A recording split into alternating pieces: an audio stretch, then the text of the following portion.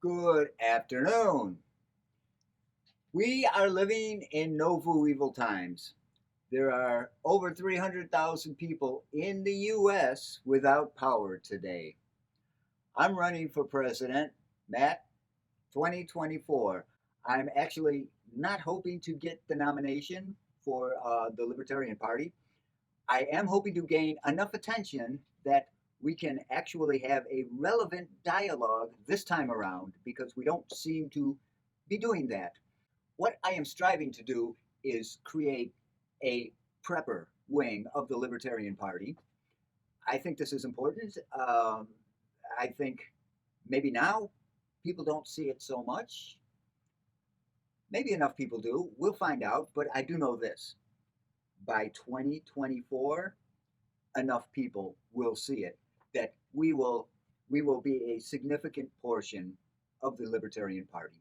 Concerning the recent pileup on I-95 in Virginia, there is a perfect example of people being in a situation where even if the government was doing what they thought was in our best interests, which we've already established, they don't. They're only working for the elite. Studies have shown time and again our elected officials, public servants, they do not work for we the people. They work for a very small, specific group that gives them money and engages in this capitalism, which is not capitalism, it's kafoa-swek, a carnival freak show of an economic system we euphemistically call capitalism.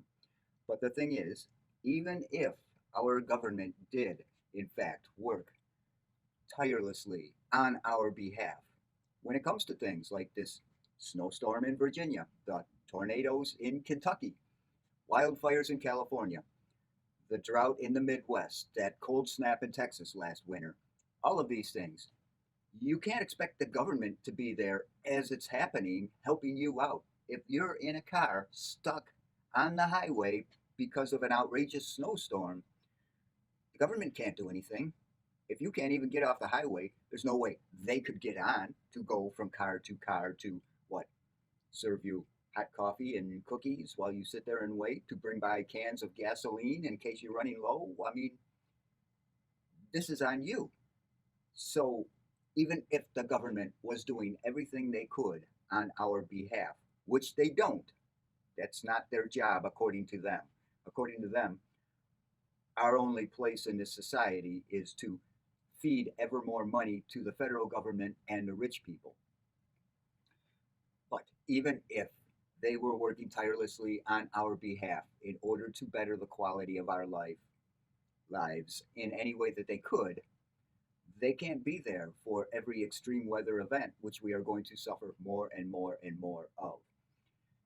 If you start to learn to prepare, and concerning, for example, that traffic jam in Virginia, these people were stuck, some of them more than 20 hours in their cars in freezing weather. Now, I can't expect you, no one can expect you to have a full tank of gas all the time. You're never going to be that prepared. But consider if you live in a cold climate, have some stuff in the trunk. Just warm clothes, a blanket, food and water. You know, it doesn't take much. Just in terms of clothes, those last, well, if you're a man, they last forever.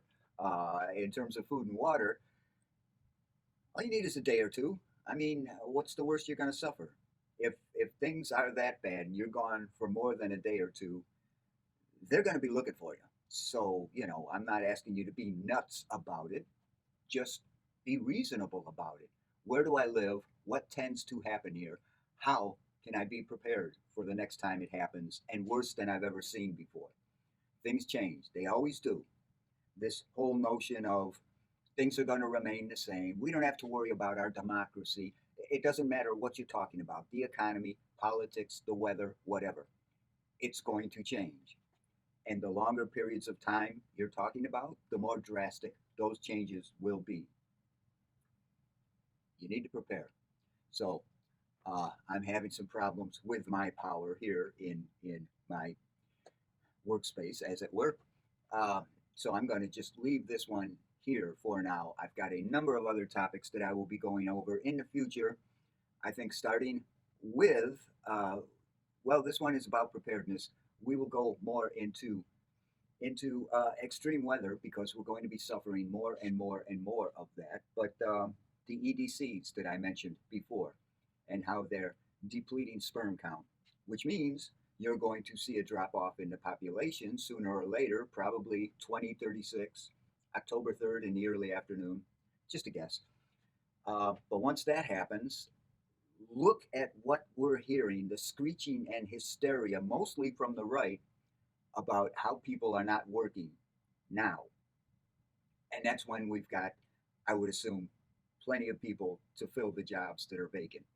What happens when you've got that on top of a diminishing population of youth, which means, of course, there's less young people entering the workforce all the time? What is industry and technology and capitalism, Kafoa Eswek, basically, the Ponzi scheme, what is that going to do when there are less people to even fill the jobs that are vacant? You are going to see some freaking madness in the not too far distant future. We're already hearing people screeching already about, oh, you have to get back to work. People who are on YouTube working remotely for these swanky channels, the larger better funded channels, so, the ones with the studio and all that other stuff. Doesn't mean that they provide any better information, but they look like they do, and that's half the battle right there. So these people are screeching about everybody having to get back to work. What happens when there is no more everybody? When the population does start to decrease? God, are they going to go bonkers? But we'll talk about that in a future video. I would just like to end this by saying growth is rebellion. They want you to stay small. In order for them to succeed, they need your complicity. And summer is coming. This one will be long. Gird your loins.